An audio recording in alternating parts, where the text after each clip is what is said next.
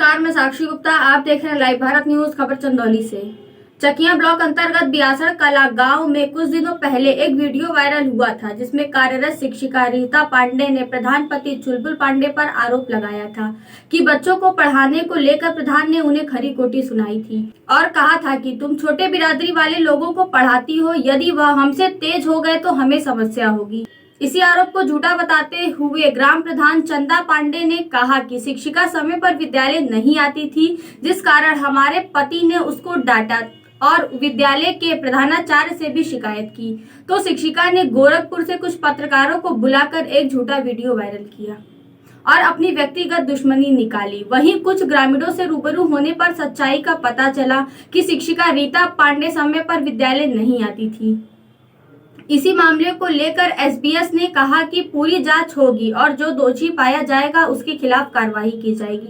देखिए हमारे संवाददाता जय तिवारी की रिपोर्ट। ग्राम प्रधान चंदा पांडे, ग्राम बियासड़। आपका ब्लॉक कौन सा है? चकिया। मैडम, आपके पति के बारे में आरोप लगा है, जो शिक्षिका रीता पांडे ने आरोप लगाया है, तो उसके बारे में बताएं थोड़ा। वो समय से स्कूल नहीं आती थी, झूठा आरोप लगाती थी और उस वाले हम लोग अनुरोध किए सर से, तो वो हम लोग को ब्लैकमेल करने लगी कि आप लोग को फंसाने का चाल चलेंगे। अच्छा, आप अपना परिचय बताएं। चंदा पांडे, अपना परिचय बताएं। नाम विवेक पांडे, ग्राम पंचायत प्रधान का छोटा लड़का।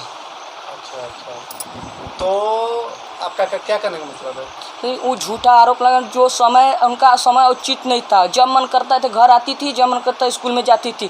जब हम लोग इस बात को अनुरोध लेकर टीचर से, बड़े टीचर से कहे, तो वो उन्होंने हम लोग को उल्टा फंसाने की कोशिश की। मेरे पापा को घुमा कर ये कर देंगे, वे कर देंगे, वे कर देंगे, आप शहूर से हो जाइए। धमकी चमकी देने लगी। धमकी गोरखपुर से बुलाकर शिक्षिका जो रीता पांडे हैं, उन्होंने वीडियो बनवाकर झूठा सही वायरल कर दिया। कहाँ के पत्रकार थे वो? गोरखपुर के।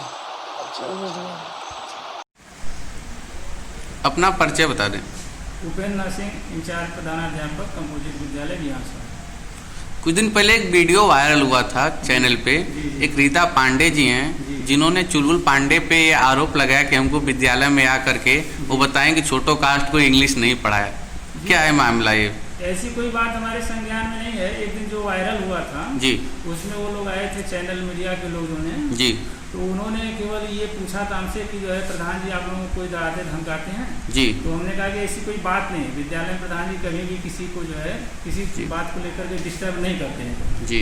इसके बाद उन्होंने लोगों ने चला गया। रीता मैम जो थी, उन्होंने कहा कि हमारा पर्सनल मामला है। अच्छा, तो रीता मैम ने बात कही थी कि हमारा पर्सनल मामला है जो है, तो ये बात उन लोगों का गांव का विवाद है, अपना निजी विवाद है, जिसको कि विद्यालय के अंतर्गत कैंपस में ले आया गया जो है।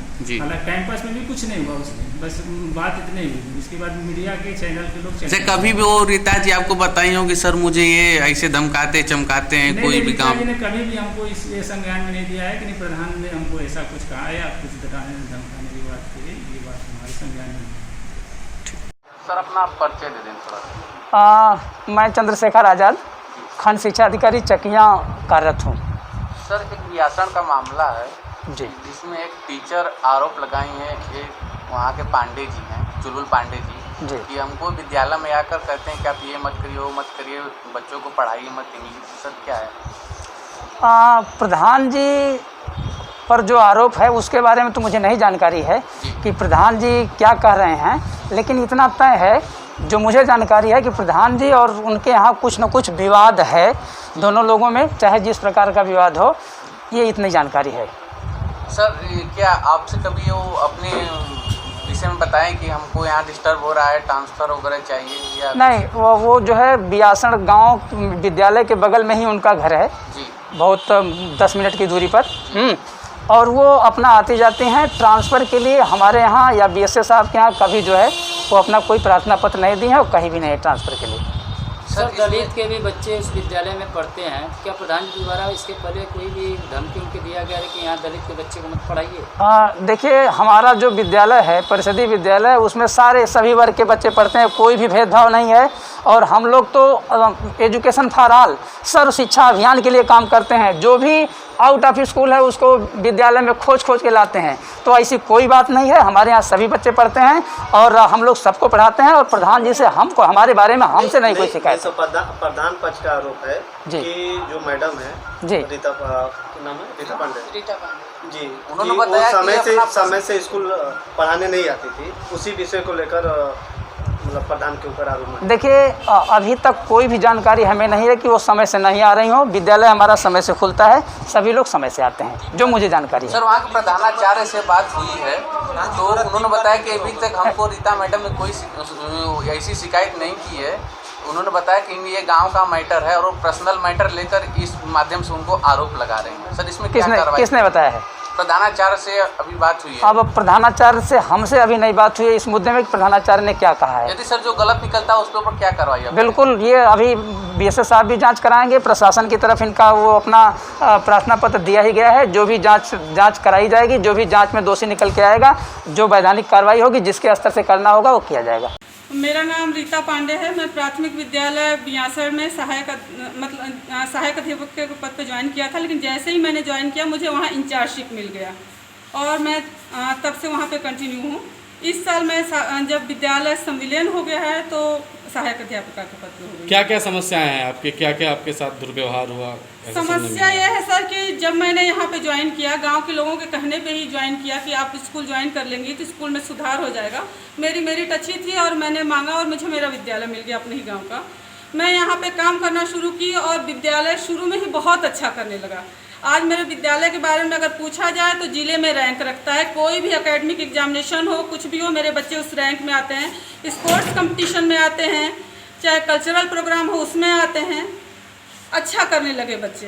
प्रधान जी आए जो है अपने कुछ लोगों के साथ और बोले ये क्या मतलब बच्चों को पढ़ा लिखा दे रही हो, अगर नॉन कम्युनिटी के बच्चे पढ़ लिख लेंगे चमार सियार के तो हम लोग यहाँ काम कौन करेगा।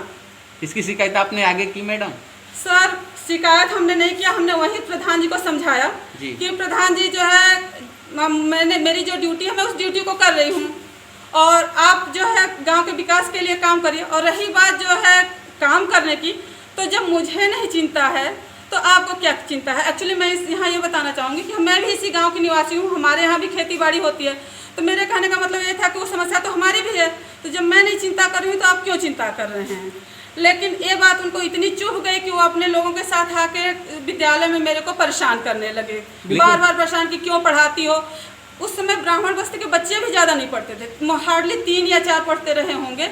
इस विषय में जब प्रधानाचार्य से बात किया गया तो उन्होंने बताया कि वो मैडम जी अपना पर्सनली मामला लेकर विवाद कर रही हैं। प्रधानाचार्य जी अभी जो है 3 महीने पहले प्रधानाचार्य बने हैं। उसके पहले मैं प्रधानाचार्य थी, प्राइमरी जूनियर अलग था और उस प्रधानाचार्य जी से एक्चुअली मेरी पर्सनल दुश्मनी मैडम सेम बयान एबीएसए साहब का भी आया है कि निजी दुश्मनी के कारण नहीं, वो प्रधानाचार्य जी जो मेरे बारे में बयान दे रहे हैं वो भी इसी वजह से जो आरोप मेरे पर लगाया जा रहा है। प्रॉब्लम बस ये थी कि मैंने टीचर्स को नियमित नहीं थे, उनको टोका और उन लोगों ने मेरे खिलाफ ग्रुपबंदी कर ली। मैडम आपको मेरे पे अटेंडेंस का मैं आपको प्रूफ देती हूँ कि अटेंडेंस कौन समय से जाता है। बिल्कुल इसका प्रूफ लीजिए। मैडम आपने चंदौली जनपद में काफी पत्रकार रहते हुए भी आपने गोरखपुर के पत्रकार के सामने अपनी बात रखी, क्या कारण था?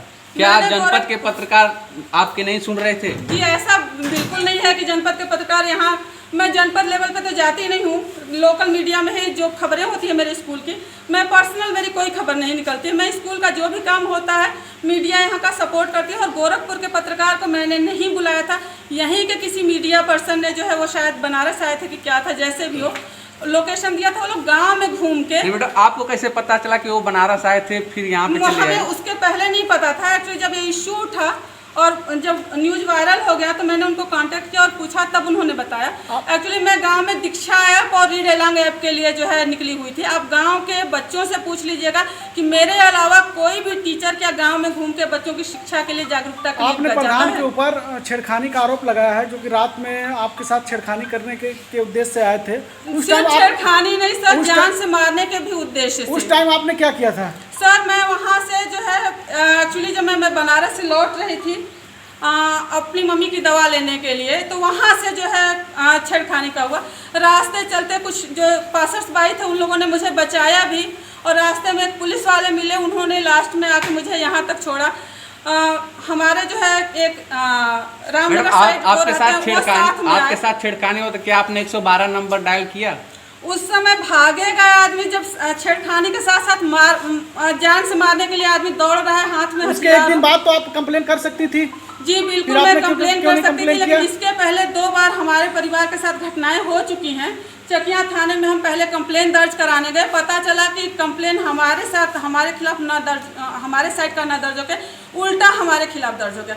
भाई पे जानलेवा हमला हुआ। हमारे पास छोटी सी वीडियो क्लिपिंग भी थी जिसमें क्लियरली दिख रहा है। इसका मतलब ये हुआ कि चकिया एसओ आपका सपोर्ट नहीं किए छेड़खानी के मामले में, दूसरे का मतलब वो प्रधान की तरफ से तो उन्होंने सुनवाई रिपोर्ट किया। नहीं हुई सर, ये आप अभी लेकिन बहुत सपोर्ट मिल रहा है। पुलिस उस समय आपकी कोई मदद नहीं की। हाँ, इस आप क्या समय बता बहुत सकते हैं उस मदद समय मिल रहा है। इंचार्ज कौन था?